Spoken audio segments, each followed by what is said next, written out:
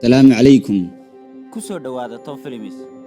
Maanta waxaan rabaa inaan nila wadaago filim daraama ah kaasoo lagu magacaabo Carbon. Daawasho wacan iskana taxadira.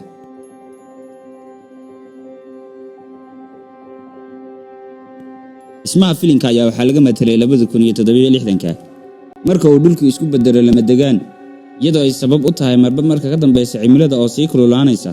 Hantida kaliya ee bini'aadamka ay haystaana ay tahay biyo iyo oksijiin, taasoo sabab u tahay xaddiga kaarboonka ee hawada ku jira. Ku neefsashada bannaankuna aysan ahayn wax macquul ah. Guryaha iyo dhismayaasha waaweyn oo la keenay hawo nadiif ah, laakiin guryaha bannaankooda waxaa looga baahan yahay dadka inay wataan mask si ay u noolaadaan. bini'aadamka caafimaadka qaba ayaa sii neefsan doona qiyaastii 5 daqiiqo haddii uusan xidhan ama uu qaadan maaska. Oksijiinta oo beri ahaan jirtay qayb ka mid ah dabeecadaha naturalka ah ayaa hadda isku beddeshay badeecado ama ganacsi. dhowr milyan oo shirkadood ayaa soo saara oksijiin macmal ah oo aad u tiro badan, waxayna ku iibiyaan qiimo aad u xun, maadaama oo kaliya dadka taajiriinta ah ay awoodi karaan inay iibsadaan. Dawladda ayaa qiimo jaban ka siisa dadka saboolka ah oksijiinta noocyo kale oo aan wax qiimo ah lahayn, taasoo ku dhimanaysid waqti kooban. bini'aadamka ayaa badankoodu waxa uu qeexeen meelaha Maaris iyaga oo wata biyo iyo oksijiin, halka dadka ku nool dhulkuna ay noqdeen qaar rabshado badan. Dhammaan noocyada oksijiinta dabiiciga ah ee laga heli karo Himilaayo ayaa ah tan ugu baahida badan, waxaana lagu iibiyaa malaayiin dollar iyadoo ah dhif iyo naadir. dhowr sano ka hor dadku aad ayay u xiiseynayeen inay helaan oksijiin iyagoo u dagaalamayay, taas oo sababtay dilal dhowr ah iyo bannaanbaxyo fara badan.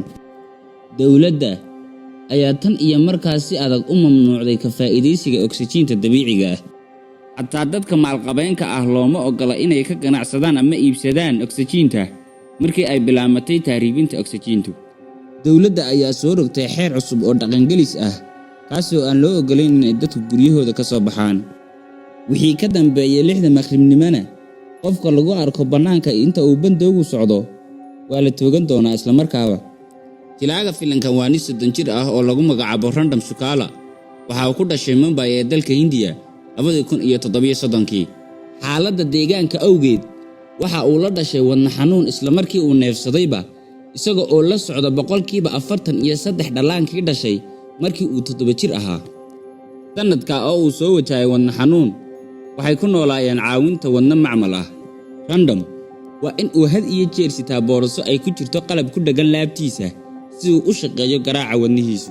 waxa uu ku andacoonayaa inuu maqlay kaliya sheekooyinka dhulka cagaaran iyo buluuga cirka ah oo uu aaminsan yahay inay tahay khuraafaad. Random ma qiyaasi karo adduun ay oksijiintu ku badan tahay biyuhuna aanay ahayn raaxo. shaqadiisu waa inuu tahriibiyo oksijiinta dabiiciga ah xaddi yar. sidoo kale waxaa loo ogol yahay inuu qaato 2 taangi oo oksijiin ah meel kasta oo uu tegayo sababtoo ah wadnihiisa macmalka ah awgeed, taasoo ka caawinaysa inuu tahriibo. bilowga filimka Random ayaa ka toosaya qolkiisa oo ay la wadaagaan dhowr shaqaale oo kale. Dawladda ayaa ku dhawaaqday in ay waqti kooban ku joojin doonto keenida oksijiinta. Dadka waxaa loo sheegay in ay xidhaan maaskaraha oksijiinta inta ay ku jiraan muddadaas. Waa maalin iska caadi ah. Random saaxiibkiis ayaa ugu yeedhay kulan inuu la yeesho macmiil lagu magacaabo Yacquub, kaas oo raba in uu siiyo malaayiin dollar isaga oo raba inuu u tahriibiyo 2 taangi oo oksijiin ah. qof ka socda dhinaca macmiilka ayaa yimiday si uu u qaado oksijiinta, laakiin maadaama oo ammaanka aad loo adkeeyay maalmahan, Random waa inuu naftiisa khatar geliyaa si uu ugu tago macmiilka. Random ayaa aqbalay shaqadii lacag darteed. hadafkiisa ugu weyn waxa uu yahay inuu urursado lacag ku filan oo uu rabo inuu ku tago Maaris si uu u bilowdo nolol cusub. Random iyo saaxiibkiis waxay aadeen dhismo burburay si ay ula kulmaan Yacquub, waa gaangister iyo tahriibiyaha ugu weyn ee oksijiinta Mumbai. ninku waxa uu xiriir la leeyahay Maaris oo dhan, waxaana uu taajiriinta siiya oksijiinta Himilaayo ee saafiga ah.